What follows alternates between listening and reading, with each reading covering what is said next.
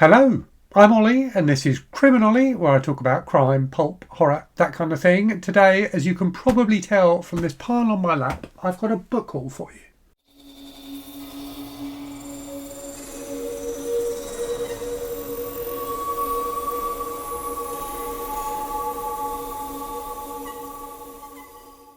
Okay, so I've put that heavy stack of books on the desk in front of me. There's a real mix of things for me to go through with you today. So I've got a couple of things that were sent to me by publishers. I've got a few comics. I've got a couple of books I bought just because I fancied them. And I've also got some books I bought for my July challenge. So you may remember I'm going to be dedicating the month of July to reading books that have been suggested by you, my viewers. I made a video a couple of weeks ago where I picked from the over 100 books that people have suggested 20 that are going to be my TBR for July. And I've been working through and figuring out which ones I can get from the library, which ones I can get easily on Kobo, and have come up with a list of the ones I can't get through either of those means that I need to buy. And I've been kind of scouring eBay and trying to find the best deals. So I've got a few of those to talk to you about as well. Before I get into those though, I've got a few things that I got from a website called hammerpulp.com. I'll leave a link in the description to their site. So they emailed me a little while ago and said, have a look at our site and see if there's anything you fancy. I've found some wonderful stuff on there. So they've got a real mix of different things. They got back issues of comics, including 2000 AD, one of my favourite comics. They got a load of different chapbooks, and they've also got some manga. So I ended up getting a volume of manga by an author called Maruo Suhiro. The book is called Beautiful Monster. I can barely show it to you on this video. I can show you the cover and that's it, because the contents of this book are absolutely appalling. It is what is termed iro guro, which is a kind of a word that is a mix of erotic and grotesque. So it's a form of manga which kind of mixes eroticism with really grotesque stuff and really gory stuff. And this book definitely has all of that. So I have read the first few stories in it. So Suhiro is considered, I believe, to be one of the kind of like top manga artists in this particular subgenre. And certainly there is some very shocking stuff in here. But when you flick through it and see some of the images, you're like appalled. But when you actually read the stories, there is context there which kind of justifies the use of the explicitness. So anyway, here's the cover of it. I'm definitely not going to show you what's inside because I would get immediately taken off YouTube, but it's definitely an interesting book. And as I say, if you like the look of it, I'll leave a link in the description to their website and you can check it out. So the other things I got from them then were, well, they sent me this nice little kind of poster, which I will put up on my notice board. And then they also sent me two of their chapbooks. So there's this one, which is called Voice of Iron. This is a lovely, I love these little kind of homebrew kind of book. So I will enjoy reading both of these. Lovely cover. I don't know how you can see that cover illustration, but it's really cool. So this is I think like a horror short story. And then there's also this one, Eye of the Witch, which again looks interesting. I think this one is more kind of fantasy than horror, but looks interesting as well. So yes, I will read both of these and report back at some point in the future. The book Beautiful Monster I'm going to be reading as part of my extreme horror month that I'm doing in June. Right, moving on then. So next thing was a birthday present actually from my sister. So this was a book that I discovered the existence of recently through Roy from the channel Roy Reads Anything. So he sent me a link to an article about how like book covers are not nearly as fun as they used to be, and it made reference to this book cover. So the book is, I think, a fairly, well, not boring, but like fairly run-of-the-mill, non-shocking book, The Franchise Affair by Josephine Tay, which I think probably originally came out in the 30s or 40s. Does it say? Yeah, 1949 it originally came out. But the cover to this particular edition of the book is fantastic. And it's fantastic largely because of the cover model. It's quite a cool cover anyway, but the cover model really makes it. So let me hold it up and see if you can figure out who that cover model is. So a fantastically grotesque cover. But if you haven't figured it out, the cover model is Debbie Harry from the band Blondie. So this is when she was a model before becoming part of Blondie. this is the kind of thing she did. So weird paperback covers. So yeah, I thought that was absolutely fantastic. My sister kindly for my birthday got me this copy off eBay. It is slightly battered, as you can see. There's a corner missing and things like that. But the beauty of that Debbie Harry image is what's the word I'm looking for? Is still there. Is maintained. Right, moving on then. So this is a book that I swear I had a copy of when I was a teenager, and I'm pretty sure I never read it. And then something reminded me of it recently. I can't even remember what. So the book is Damon by C. Terry Klein, which is basically an Exorcist / Omen ripoff. But it does sound enjoyably trashy and horrific. So I will probably read it for Garb August this year. Let me read you a bit of the blurb and see what you think. And it's got the name of the book in capitals again and again. So Damon, a 4-year-old boy with the mind of a genius and the body of a man. Damon, his motivation twisted, his sexual desires demanding satisfaction. Damon, the breathtaking story of a boy tormented by a mysterious second self. So yes, definitely a Exorcist / Omen type ripoff. Right, moving on then. And I forgot to say at the start, I've also got a lovely signed book this time. So the last book haul video I did, I ended with a signed book. I'm going to do that again with this one. In fact, I think I ended with a couple of signed books last time. Right, so moving on then to some of the books I've got for July. And apologies, I've forgotten to make a note of who recommended each of these books to me.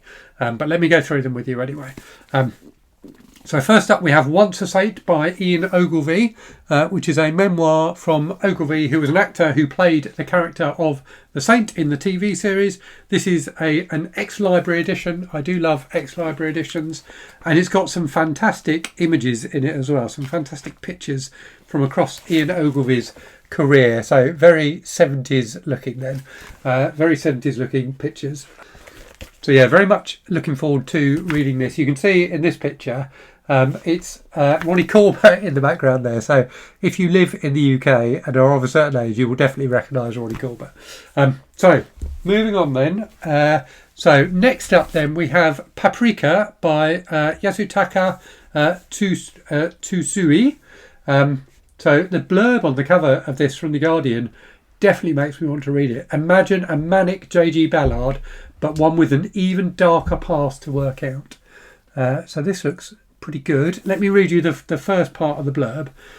When prototype models of a device for entering into patients' dreams go missing at the Institute for Psychiatric Research, it transpires that someone is using them to manipulate people's dreams and send them insane.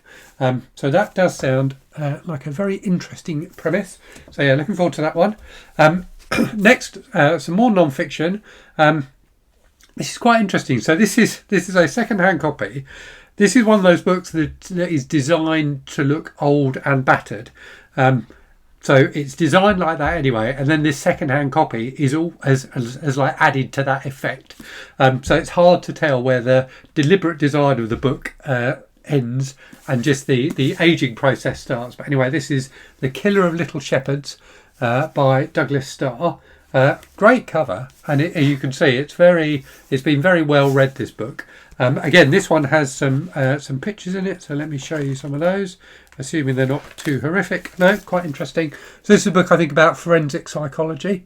So yeah, we shall see what that's like. Right, next up then, another book. So this is a book that has kind of a cool cover, but an even better back cover. So this again is for that challenge. So this is Keeper of the Children by William H. Hallahan. So that's the front, which is kind of cool with like that scary cat. But the back with like this skeletal scarecrow type figure is, I think, even better. So let me read you a bit of the blurb of this one. The master had taken their children one by one by one. Alone in a child's alone in a child's bedroom in a suburban Philadelphia home, Eddie Benson listens for footsteps on the stairs. The footfall Eddie is waiting for will not be human. It could be someone's pet cat or a stuffed teddy bear or even a smiling marionette doll. But whatever it is that comes creeping up the stairs, it will have two horrifying qualities. It will be propelled by a diabolic force, and it will have one intention: murder. I'll flash up the original American paperback cover for this, because when I saw that I couldn't figure out why the hell it had a killer teddy bear on it, but having read that blurb, I can figure that out. So yes, Keeper of the Children. Next we have a couple of gothic romances. So Mark Hodder, the author who comments sometimes on my videos, he made a couple of suggestions for July. He made a suggestion for July, which was read a gothic romance. So I've picked up a couple of old gothic romances, both of which are absolutely fabulous. So let me show them to you and read you the blurb. So the first one is Fog Hides the Fury by Paula Minton, author of Engraved in Evil. So the blurb on the front of this says, the gloomy house on the hill held the ghosts of many tragedies. Would Arlene find love and fortune there, or death? And this has got a larger type, as has the other book as well, actually. So it boasts a larger type and tinted paper. It's from the Lancer Easy Read editions. And it does indeed, when you open it up, have a pleasantly large type. So as I get older, I do appreciate a large type in books, and I suspect that this kind of gothic romance was probably aimed at slightly older readers. So the other one then is A Nightmare Legacy by Jane Corby. Let me read you the back of this one, because this does sound good. Who was trying to prevent Amanda from claiming her inheritance? Amanda Vale had returned to the great house on the New England cliffs to claim it as her legacy under the terms of her great-uncle's will. But the Laytons, caretakers of the mansion, treated her as an intruder, insisting that the estate was rightfully theirs according to the terms of another and later will made by old Jasper Vale. Fearful of what these avaricious people might do to her, Amanda turned for help to two men, Bill Atherton, an artist who had begun a painting of her 5 years ago and who had involved her in suspicious gossip when his wife disappeared, and Hugh Marley, a handsome writer living on the Vale estate and hiding from ... Amanda didn't know what. A sudden and horrifying discovery causes Amanda to turn on both men and run for her life. And there she is, running for her life on the cover. So that looks pretty fabulous too. And then the final book for July, so far at least, I'm waiting for at least one more to come through the post, is Nothing But Velvet by Kat Martin, which has a slightly salacious, romantic cover there. So let me read you the blurb of this one. From the glittering ballrooms to the scaffold's dark shadow, lovely Velvet Moran has renounced all thoughts of love. To save her family from ruin, she will wed the hard-faced Duke of Carlisle. But instead of becoming a nobleman's bride, Velvet finds herself a notorious highwayman's prize. Her resolve to escape his forest lair, warring with the wicked heat sparked by his caresses. The paths of temptation keep unfolding. Falsely branded a murderer, Jason Sinclair has secretly returned to clear his name and stop the wedding that would deny him his stolen dukedom. In an outlaw masquerade, he'll kidnap this sensuous minx and detain her as long as is necessary. But can he bridle the surge of passion that has captured his soul and could imperil them both? So this definitely sounds like what they call a bodice ripper. I'm very much looking forward to that. Right. Moving on then, I have a few comics. So I'm a subscriber to Commando Comic, which is a very long-running British war comic. So let me just show you the ones I've had in recently. So we've got Glory Hound, and these are for men of a certain age like me. These are very nostalgic things, these Commando comics. Tank Buster Ace. I've been reading a load of them recently, and they really are a lot of fun. Sergeant Raker Wasted. Some of these are reprints of ones from like the kind of 60s and 70s, and some are new. Cross Swords, which is an RAF one by the looks of it. HMF Garnet. HMT Garnet, not HMS. What does HMT stand for? Her Majesty's Trawler, it says on the back. This one I'm particularly looking forward to. This is Cowboy in Khaki. That looks very good. This one I'm going to have trouble pronouncing the title of. Kampfgruppe Falcon. And then this might be the best cover of all of them, actually. When Time Runs Out. Okay, next up then, a couple of things sent to me by publishers. So just 3 books left to go. So 2 things sent to me by publishers. So the first was from Virago, the very well-known like women's press or feminist publisher. I remember my mum reading Virago books when I was a kid, so I was really delighted when they reached out to me and offered to send me a book. I kind of felt like I've made it as a reviewer when such a well-established publisher reached out to me. So anyway, this is The Stepdaughter by Caroline Blackwood. So I'd not heard of Caroline Blackwood, but she sounds fantastic. So an author who I think, when did this one come out originally? So this originally came out in 1976. And she sounds like she's very akin to authors like Patricia Highsmith and Celia Dow, both of whom I really, really enjoy. So let me read you the blurb of this one. I would never have believed that I could have created such a little human hell. Jay is a lonely woman without the luxury of being alone. Her husband has fled to Paris with his latest flame, leaving Jay in their lavish Upper West Side apartment with not only their 4-year-old daughter Sally Ann, but the sulky, cake mix addicted 13-year-old Renata, a leftover from his previous marriage. I like the idea of being cake mix addicted. Writing letters in her head to imaginary friends, Jay delights in dwelling on the hapless Renata, who invites a kind of cruelty. This is an invitation Jay fully intends to take up, and like so many stepmothers before her, she will find that wickedness, once indulged, is a difficult habit to kick. So that looks fantastic. And then another book, so my last book haul, I had a book from the Men's Adventure guys. I've got another one of those, so edited by Bob Dice and Wyatt Dole. This is the wonderfully titled He-Men, Bagmen and Nymphos, Classic Men's Adventure Magazine Stories by Walter Kalin. So one of my early videos on the channel was a review of a Walter Kalin book, which I now forget the title of, but which was absolutely fantastic. And had as a central character a guy who wore a bowler hat, and there was a little monkey who lived underneath his bowler hat who was called Mr. Peanut Butter or something like that, if I remember rightly. But yes, this looks wonderful. Lovely colour hardcover edition. They do such a brilliant job. I always just end up gushing about the Men's Adventure library stuff when I show it on the channel, because they do such a wonderful job of preserving these old kind of magazines. So lovely reproductions of artwork and things like that, of covers. They have great stories in. Look at that, absolutely brilliant. I really, really love this kind of stuff. Let's find another nice double spread to show you. Yeah, look at that. So the title of this story, to give you a taste of the kind of thing you get in them. The Yank who survived the 3,000-mile death track from Stalingrad. Look at that. Brilliant. So yes, really looking forward to that. And then finally, the signed book. So as I've said on the channel before, I have a wonderful local second-hand independent bookshop, Chapter 34. I'll leave a link to their website in the description.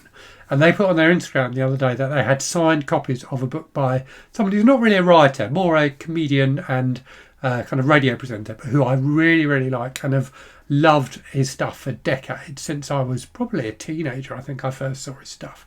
And actually, recently, I've been re-listening to some of his old radio shows. So it's Adam Buxton. This is his latest book of memoirs, I Love You Bye. He's so funny. I've been listening to some of the old Adam and Joe radio shows. If you are in the UK, you will know exactly what I'm talking about, or you may do anyway. But yeah, there's his signature. So I love the idea of having a book that has been handled by Adam Buxton. I really think he's brilliant. And yeah, I've been in stitches recently re-listening to some of his old stuff. So yes, really looking forward to reading that as well. So that is my book haul for today. Let me know in the comments if you've read any of these books and what you thought of them. And as always, thank you very much for watching. I hope you're safe and well out there. Hope you're reading good stuff. And I'll speak to you again very soon. Cheerio.